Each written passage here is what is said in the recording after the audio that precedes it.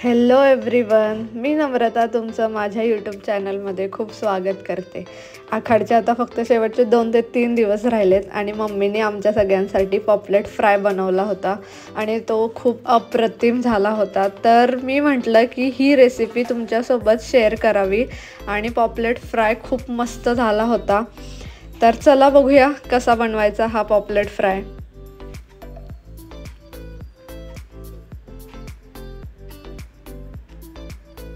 तुम्ही इकडे बघू शकता पॉपलेट फ्राय खूप मस्त दिसत आहे, एकदम क्रिस्पी आणि छान झाला होता।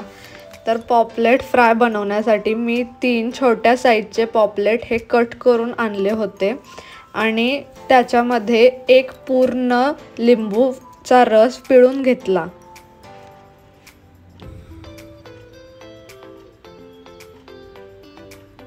तुम्हाला अख्खा पॉपलेट करायचा असेल तर तुम्ही तसंही करू शकता, पण आम्हाला सगळ्यांना इकडे पीसेस आवडतात म्हणून मी हा पॉपलेट कट करून आणला। लिंबू पिळून झाल्यानंतर आता जिंजर गार्लिकची पेस्ट 1 टीस्पून टाकून घ्यायची।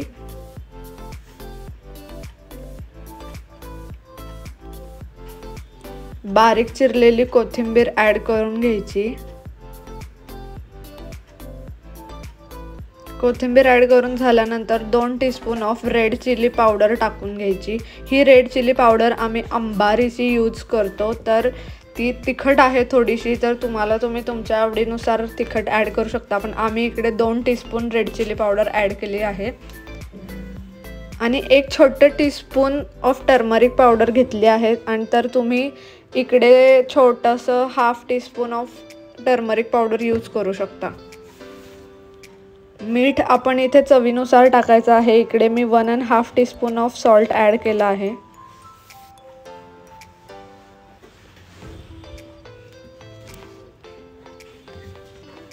हे सगळं ॲड करून झाल्यानंतर व्यवस्थित मसाला पॉपलेटला लावून घ्यायचा आहे। सगळं व्यवस्थित मिक्स करून झाल्यानंतर ते अर्ध्या तासासाठी व्यवस्थित रेस्ट करायला ठेवायचं। अर्धा तास झाल्यानंतर पॅनमध्ये 3 ते 4 चमचे ऑइल टाकून घ्यायचं आणि बारीक रवा घेऊन त्याच्यामध्ये थोडंसं लाल तिखट आणि थोडंसं पिंच ऑफ सॉल्ट टाकून आपण जे पॉपलेट 30 मिनिटासाठी रेस्ट करून ठेवले होते ते यामध्ये व्यवस्थित असे मिसळून घ्यायचे आणि गरम तेलामध्ये शॅलो फ्राय करून घ्यायचे।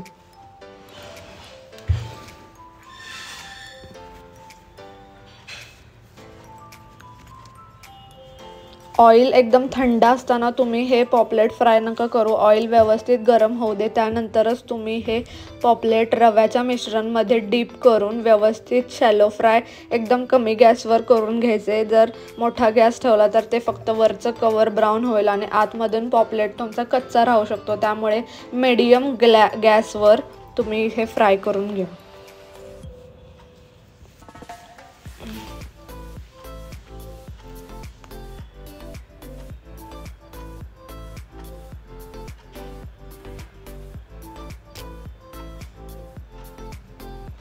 एक साइड व्यवस्थित भाजून घेतल्यानंतर पॉपलेट हे परतून घ्यायचे आणि दुसऱ्या साइडून पण व्यवस्थित शॅलो फ्राय करून घ्यायचे कमी गॅसवर।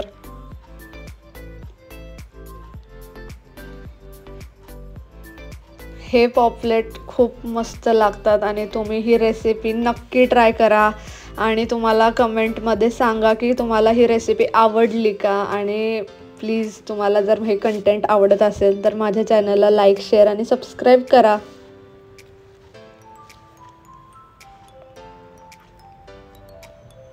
पॉपलेट एका साइडून भाजून झाले आहेत आणि ते आता दुसऱ्या साइडला व्यवस्थित भाजायला ठेवले आहेत।